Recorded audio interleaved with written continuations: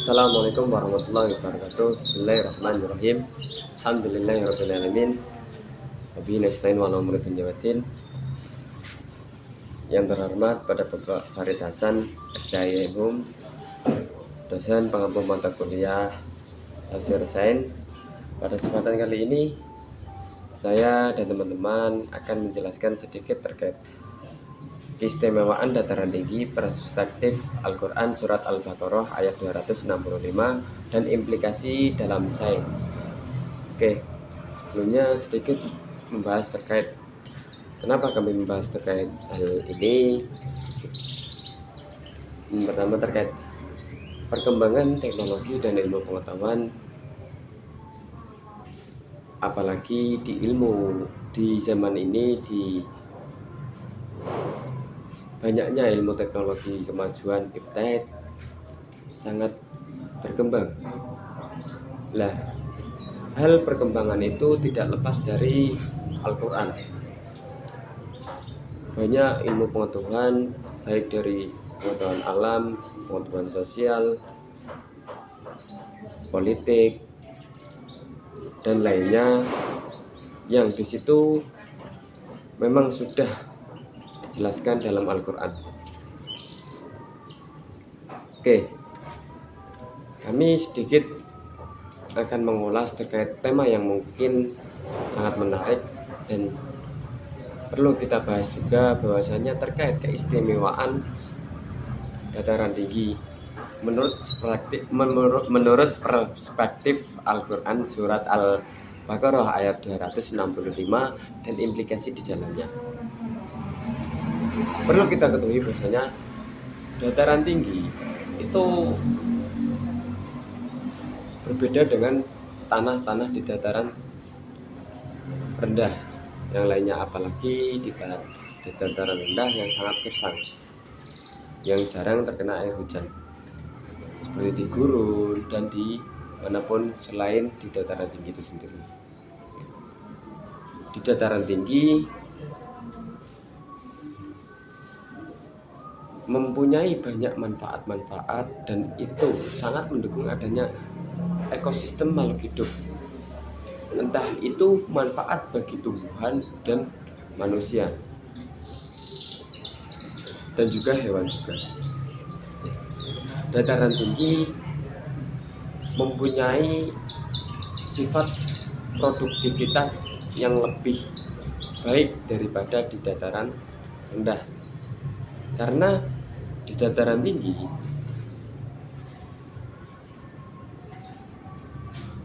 mempunyai keseimbangan ekosistem yang sangat terjaga, apalagi di dataran tinggi ketika tidak terkena air hujan. Dataran tinggi sudah menyimpan banyak kandungan air yang di situ sangat membantu adanya ekosistem makhluk hidup itu sendiri. Secara eksplisit, hal ini memang, atau surat Al-Baqarah ayat 265 ini tidak secara jelas atau gamblang membahas atau menjelaskan terkait adanya keistimewaan tanah subur di dataran tinggi itu sendiri. Akan tetapi Allah memberikan perumpamaan bagaimana konsep kesuburan yang ada pada surat Al-Baqarah ayat 265 ini sama dengan yang ada pada di dataran tinggi. Bagaimana di dataran tinggi ini bisa menghasilkan dua kali lipat lebih banyak dibanding tanah-tanah yang ada di dataran rendah lainnya. Perumpamaan ini antara surat Al-Baqarah dengan surat Al-Baqarah ayat 265 ini, ketika kita kaitkan dengan adanya keistimewaan dataran tinggi ini, hanya sebagai perumpamaan bagaimana konsep penafsiran yang ada pada surat Al-Baqarah ayat 265 ini kita perumpamaan kepada kesuburan yang ada pada tanah di dataran tinggi atau dataran tinggi. Karena yang sudah saya katakan tadi, di dataran tinggi itu menghasilkan 2 kali lipat lebih banyak, dan sifat produktivitas di dataran tinggi itu lebih banyak. Karena apa? Perlu kita ketahui bahwasanya karakteristik tanah dataran tinggi itu dari segi ekologi, biologi, dan geologi, ekologi, biologi, dan geologi, dan dari sudut pandang pendekatan interdisipliner, kita atau hal ini agar supaya bagaimana konsep penafsiran, terutama pada zaman sekarang, penafsiran modern ini relevan dengan adanya penelitian tafsir modern, supaya relevansi ini atau korelasi antara penelitian tafsir modern, penelitian sains modern dengan penafsiran di dalam Al-Quran itu mempunyai relevansi yang signifikan. Nah, hal ini akan kita bahas terkait bagaimana konsep relevansi antara penelitian sains modern dengan penafsiran di dalam Al-Quran. Adapun Quran surat Al-Baqarah ayat 256 yaitu yang berbunyi A'udzu billahi minasyaitonir rajim. Bismillahirrahmanirrahim. Wa masalul ladzina yunfiquna amwalahum ibtigha'a mardatillahi وتثبيتا من أنفسهم كمثل جنة بربوة أصابها وابل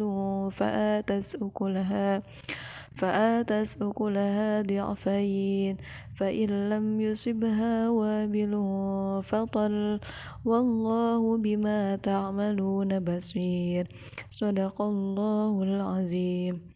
Yang artinya perumpamaan orang-orang yang menginfakkan, mensedekahkan harta mereka untuk mencari ridha Allah dan untuk memperteguh jiwa mereka adalah seperti sebuah kebun di dataran tinggi yang disiram oleh hujan lebat, lalu kebun itu menghasilkan buah-buahan lebih banyak 2 kali lipat.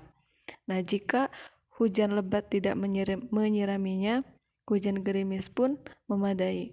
Dalam artian, meskipun tidak diguyur oleh hujan lebat, kebun-kebun yang berada di dataran tinggi mereka tetap bisa menghasilkan buah-buah yang lebih berkualitas dan juga 2 kali lipat dibandingkan pohon-pohon atau kebun yang hidup di dataran rendah atau daerah yang jauh dari pegunungan.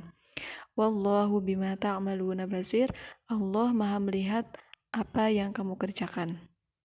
Surat Al-Baqarah ayat 265 ini mengajarkan bahwasanya ketika kita hendak berinfak atau bersedekah itu hendaknya dilakukan dengan ikhlas. Karena apa? Keikhlasan seseorang dalam melakukan kebaikan atau beramal ini menunjukkan bahwasanya keseriusan seorang hamba dalam menjalankan perintah daripada Tuhannya. Nah, tentunya ketika kita melakukan sesuatu dengan ikhlas ini tidak merugikan ataupun tidak sia-sia sama sekali. Akan tetapi akan Allah ganjar, Allah balas dengan pahala yang 2 kali lipat lebih banyak. Tentunya juga dibarengi dengan rahmat Allah yang selalu menyelimuti orang tersebut. Nah, kemudian jika kita mengaitkan penafsiran daripada Quran Surat Al-Baqarah ayat 265 ini dengan ilmu sains, tentunya ini tidak hanya akan memperkaya hazanah ilmu tafsir saja, dan juga tidak hanya menambah pemahaman spiritual saja, tapi juga menunjukkan bahwasanya nilai-nilai yang terkandung dalam Al-Quran atau Al-Quran ini tentu sangat relevan dalam menjawab semua tantangan yang berada di zaman modern ini. Adapun nilai atau pelajaran yang dapat kita ambil dari studi ini adalah yang pertama dapat memperkuat pemahaman spiritual melalui ilmu pengetahuan. Mengapa demikian? Sebab jika kita lihat dari arti atau terjemah Quran Surat Al-Baqarah ayat 265 tadi yang menunjukkan tentang bagaimana keistimewaan atau kesuburan tanah yang ada di dataran tinggi.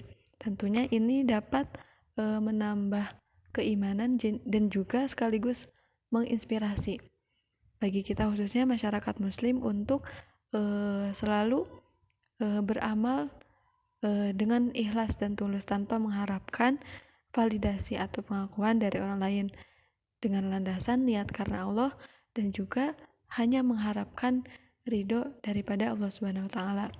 Dan juga sekaligus ini menunjukkan bahwasanya Al-Quran ini memang mempunyai nilai-nilai aspek kehidupan. Kemudian yang kedua, meningkatkan kesadaran akan pentingnya suatu amal yang berkelanjutan. Nah, jika dilihat dari arti atau terjemah ayat di atas yang menunjukkan tentang perumpamaan pertumbuhan suatu tanaman yang ada di dataran tinggi yang dapat menghasilkan hasil buah-buahan atau panen yang lebih banyak daripada tanaman atau kebun-kebun yang berada di dataran rendah atau daerah yang jauh dari pegunungan. Ini tentunya dapat mengajarkan kepada kita gitu bagaimana seharusnya kita memperlakukan atau kita jika hendak melakukan suatu amal atau suatu kegiatan, suatu kebaikan, hendaknya kita tahu di mana kita harus melakukan hal tersebut agar kedepannya dapat diterima oleh orang banyak. Tentunya yang pertama diterima oleh Allah Subhanahu wa taala dulu. Kemudian bagaimana yang kita lakukan itu dapat berdampak positif bagi kehidupan kita ke depannya. Kemudian yang selanjutnya ini dapat menyelaraskan pemahaman keislaman dengan kemajuan ilmu sains. Nah, dengan mengeksplorasi ayat Al-Quran yang ditinjau dari perspektif sains, ini menunjukkan bahwasanya Al-Quran atau agama Islam dengan sains ini dapat berjalan beriringan. Dan juga pendekatan ini sekaligus mematahkan asumsi yang beranggapan atau menjelaskan bahwasanya Al-Quran atau agama Islam ini tidak sesuai dengan teori sains. Nah, padahal jika kita lihat dari sisi yang lain, terdapat banyak kesamaan atau bahkan teori-teori sains ini tentu sudah dijelaskan dalam Al-Quran terlebih dahulu sebelum ilmuwan-ilmuwan yang memecahkan persoalan-persoalan tersebut. Kemudian yang selanjutnya dapat menginspirasi pendekatan sosial ekonomi berbasis kebaikan. Nah, dalam ini ada suatu teori ekonomi yang disebut dengan teori multiplier effect, yang mana ini merupakan teori ekonomi yang sejalan dengan Quran Surat Al-Baqarah ayat 265 ini, yang mana menunjukkan bahwasanya suatu amal, infak atau sedekah atau apapun itu yang dilakukan dengan tulus dan ikhlas tentunya dapat memicu manfaat yang berlipat ganda bagi masyarakat luas. Nah, tentunya hal ini menginspirasi pendekatan sosial ekonomi berbasis kebaikan seperti wakaf ataupun zakat ataupun infak sedekah ataupun mungkin kegiatan sosial lainnya yang dapat atau yang mana dapat mensejahterakan kesejahteraan dan keadilan sosial bagi masyarakat tertentu. Nah, tambahan sedikit, teori multiplier effect atau efek ganda ini merupakan teori dalam ekonomi yang mana menjelaskan tentang bagaimana pengaruh atau meluasnya suatu kegiatan ekonomi terhadap pendapatan dan konsumsi. Yang mana teori ini menyatakan bahwasanya setiap unit pengeluaran baru itu akan menghasilkan pendapatan tambahan yang melebihi dari unit pengeluaran tersebut. Nah, apa yang bisa kita ambil? Jadi ketika kita melakukan suatu infak atau suatu beramal dengan ikhlas atau berbagi dengan ikhlas tanpa mengharapkan validasi atau balasan dari orang lain, tentunya ini akan mendapat unit penambah dari kita. Yaitu dapat menambah eh, ketakwaan dan keimanan kita di sisi Allah, dan juga dapat eh, membersihkan, melatih diri kita untuk membersihkan, untuk terus beramal dengan ikhlas dan tanpa mengharapkan balasan dari orang lain. Kemudian yang selanjutnya, memberikan inspirasi untuk amal dan juga kerja nyata. Nah, jika dilihat dari arti terjemahan ayat di atas, perumpamaan pertumbuhan yang menjadi panen atau menghasilkan panen yang berlimpah ini tentunya menggugah motivasi untuk melakukan amal yang nyata, yang mana dapat bermanfaat bagi orang banyak. Yang mana urgensi ini terutama relevan dalam konteks masyarakat yang mana masih membutuhkan pemulihan sosial ekonomi. Nah, Al-Baqarah ayat 265 ini mengajarkan bahwasanya setiap kebaikan yang tulus itu meskipun kecil tentu akan menghasilkan atau berdampak besar jika ditempatkan dan dilakukan dengan ditempatkan di lingkungan yang sesuai, yang mendorong dan juga dilakukan dengan konsisten, yang mana ini bisa mendorong individu untuk terlibat dalam aksi nyata. Ya, dalam artian ketika kita mengharapkan hasil yang maksimal, tentunya kita perlu usaha yang tidak sedikit juga. Nah, apa Allah lebih menyukai amal atau suatu kegiatan kebaikan yang sedikit atau yang bernilai kecil tapi dilakukan dengan istiqomah dibandingkan suatu kebaikan besar tapi tidak dilakukan dengan konsisten. Al-istiqomatu khairun min alfi hasanah. Istiqomah itu lebih baik daripada 1000 kebaikan. Oke, di sini saya akan melanjutkan pembahasan dari teman-teman saya sebelumnya. Saya akan menjelaskan tentang struktur kebahasaan Quran Surat Al-Baqarah ayat 265. Sebelum kita lanjut ke pembahasan, saya akan membacakan ayat Al-Baqarah 265 terlebih dahulu, yang berbunyi, وَمَثَلُ الَّذِينَ يُنْفِقُونَ أَمْوَالَهُمُ ابْتِغَاءَ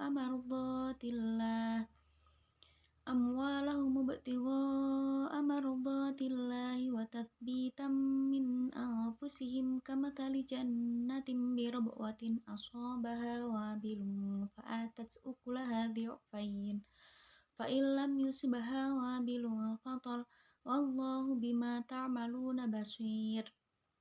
Nah, artinya perumpamaan orang-orang yang menginfakkan harta mereka untuk mencari ridho Allah dan memperteguh jiwa mereka adalah seperti sebuah kebun di dataran tinggi yang disiram oleh hujan yang lebat. Lalu, kebun itu menghasilkan buah-buahan 2 kali lipat. Jika hujan lebat tidak menyiramnya, hujan gerimis pun memadai. Allah Maha melihat apa yang kamu kerjakan. Struktur kebahasaan dari ayat ini, yang pertama, wa mathalu yang berarti perumpamaan nafkah yang dikeluarkan oleh orang-orang yang berinfak. Jadi wa mathalu itu yaitu nafkah yang dikeluarkan oleh orang yang berinfak tersebut. Lalu ibtigho amardhatillah yang artinya mencari ridho Allah, dengan mencari ridho Allah atau keikhlasan. Wa tathbitam min anfusihim, karena demi meraih pahala atau karena pembenaran yang diyakinkan yang muncul dari dalam jiwa mereka yang berinfak.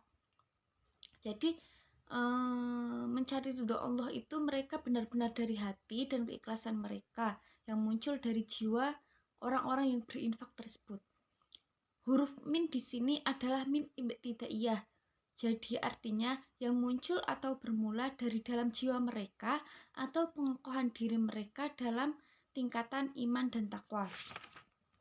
Lalu hal ini berbeda dengan orang-orang munafik yang ragu dalam keimanan mereka sehingga mereka tidak memiliki pahala dari Allah dan ridhonya. Selanjutnya, kamathali jannatin, seperti buah kebun, birobwatin, dataran bumi yang tinggi, wabilun, hujan yang lebat, fa'atat, memberikan ukulaha, buah-buahnya, di'fain, 2 kali lipat lebih banyak dibanding buah-buahan yang dihasilkan pohon-pohon yang lainnya. Fadlun, hujan gerimis. Dalam tafsir Al-Misbah karya Quraisy Shihab, Al-Baqarah ayat 265. Di sini menjelaskan bahwa keutamaan orang-orang yang berinfak dengan hati yang ikhlas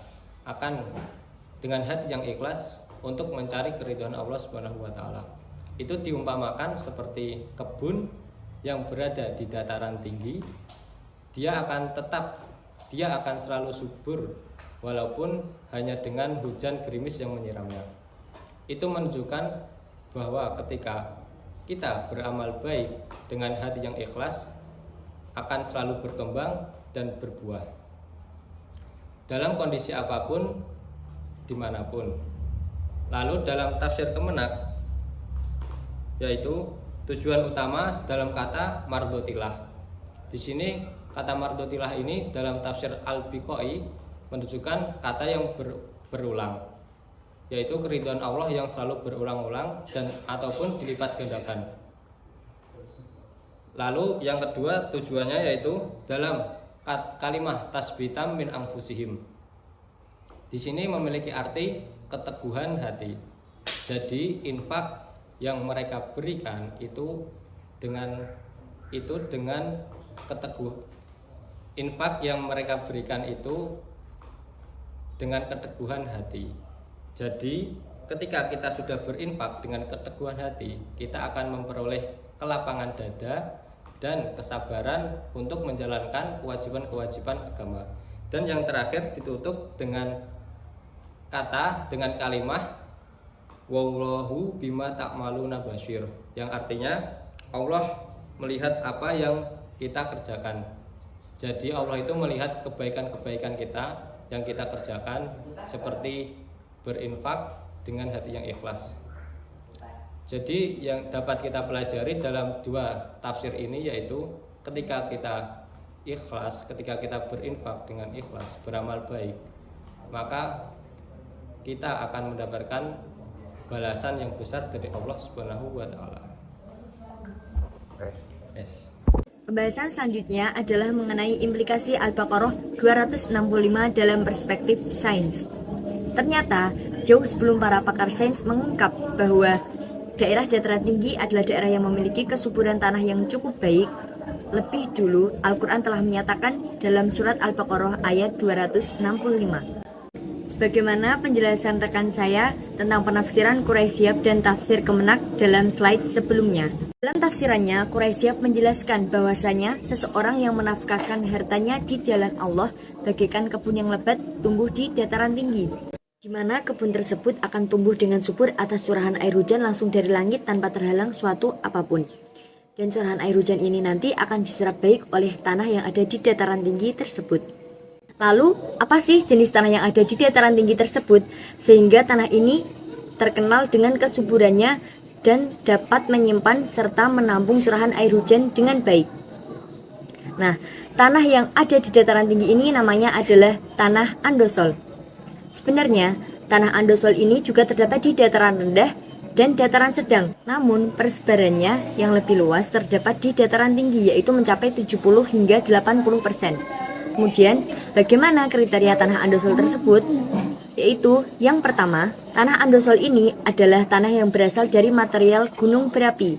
Biasanya tanah ini berada di ketinggian 700 sampai 2500 meter di atas permukaan air laut. Tanah ini memiliki komposisi basaltik dengan kandungan magnesium, besi, fosfor, dan kalsium yang sangat tinggi sehingga menjadikan tanah ini sangat subur. Yang kedua, tanah andosol ini memiliki akar yang berongga sehingga menjadi tempat bagi akar untuk tumbuh dengan sangat ideal. Yang ketiga, tanah andosol ini memiliki kemampuan retensi air yang cukup baik, yang juga menjadi pemicu bagi meningkatnya kesuburan tanah. Yang terakhir, tanah ini memiliki rentang pH 4,5 sampai 6,0, di mana pH 4,5 ini banyak mengandung fosfor untuk nutrisi tanaman. Sedangkan pH yang mendekati 6,0 menjadikan tanah lebih netral, sehingga memungkinkan tanaman untuk tumbuh dengan baik. Selain kesuburan tanah yang diungkap Quraisy Shihab dalam kitabnya, tafsir Kemenak juga menceritakan keistimewaan dataran tinggi dari sisi ekologi.